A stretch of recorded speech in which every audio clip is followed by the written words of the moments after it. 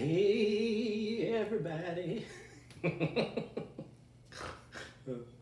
My name is Miles and welcome to the first video in my traffic surfing safety series for super serious sexy skaters. Anyway, in this first video, we're going to be talking about mindset. Right. So I think that this is really one of the most important things because it doesn't matter how much technique, how much control you have, it doesn't matter how good you are or whether or not you know what the right thing to do is or have the control if you don't have the motivation and the guidance behind it. If your intentions, if your guidance is not on the right path, it doesn't matter, because you're not going to do it. So let's start here. First off, safety first. My dad used to say this to me all the time when I was growing up, and I remember exactly how he said it. He's like, look, we can go out, we can have fun, we can do crazy things, but safety first. So of course I wind up racing skateboards in traffic, and of course safety first. It's just the number one priority. Going back to the next point, you are responsible. Now, there are, of course, a lot of variables, incalculable variables, for traffic surfing, for being out there. There are the cars in front of you, the cars behind you, the cars next to you. If you are riding in a pack, you have to pay attention to all the people that you're riding with and be mindful of where they are and their presence around you.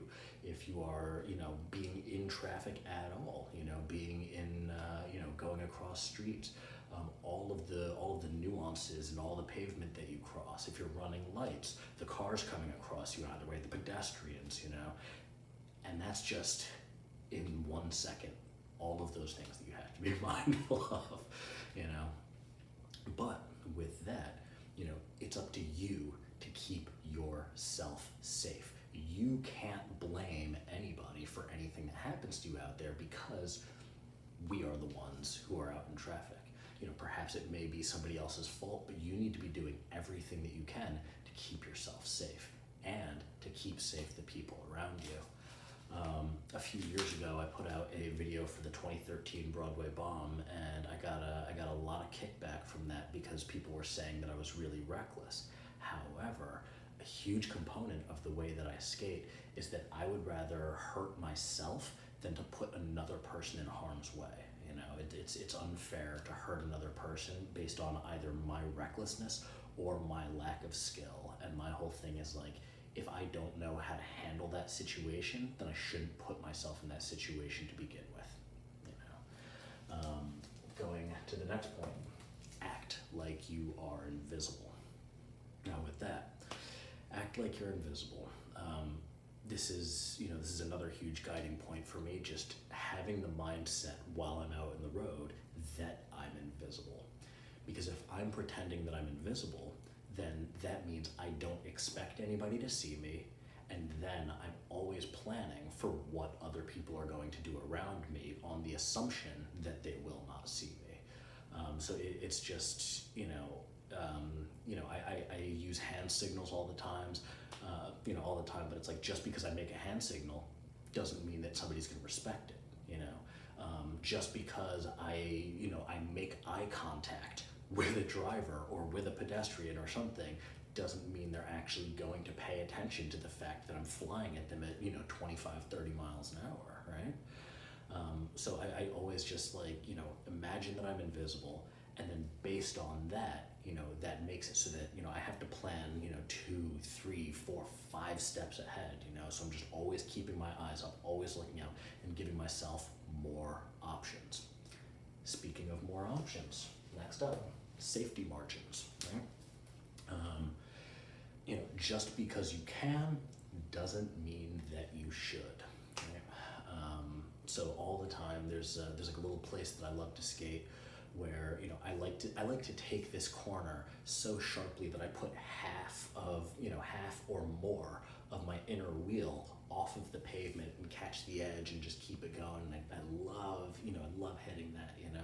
I practice all the time skating in a straight line, and I could stay next to a line by about half to a quarter of an inch, and that's what I can do just all the time. If I'm cutting between cars, as long as I have, as long as I have maybe an inch on either side, I'm happy to take that gap, or rather I know that I can, but whether or not I actually will is a whole nother story. Because if you're cutting things that close, if you're not giving yourself room for error, then if something goes bad, and with all of the aforementioned variables, there are a lot of things that could go bad. If you don't give yourself the safety margins, you don't have any ability to react. You don't have any ability to correct, and it's just not worth it.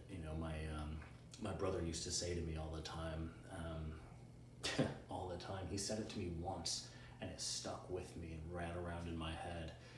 It was, it's better to lose a second of your life than your life in a second.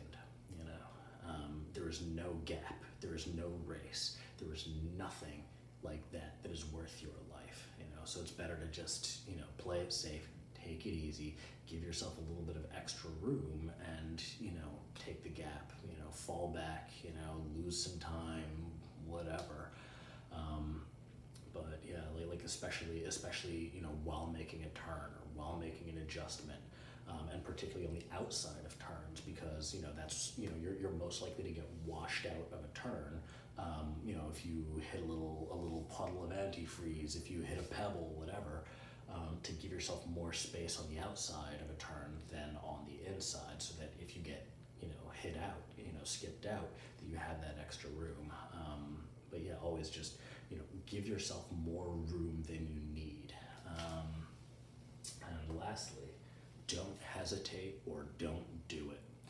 Now, this is very specifically for, I guess, for trying to find your way through a gap. That goes back to safety margins. Just having the space and knowing that you have enough space.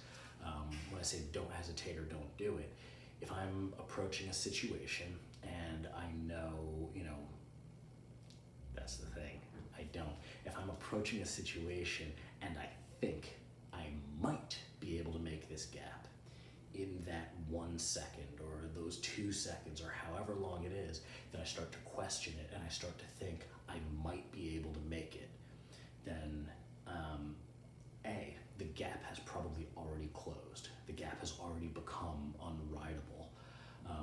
B, if I'm saying I might be able to do it, if I have that question in my mind, then it brings fear into my body. It brings fear into my mind. It makes it so that I have to overcome that before I can react. So the gap is smaller or has evaporated, and I have to overcome, my own body in that moment. So it doesn't sound like a lot, but those things together, those are fractions of a second, which could be your life. So I just always say err on the side of caution, and yeah, skate safe, everybody. See you in the next one. Bye.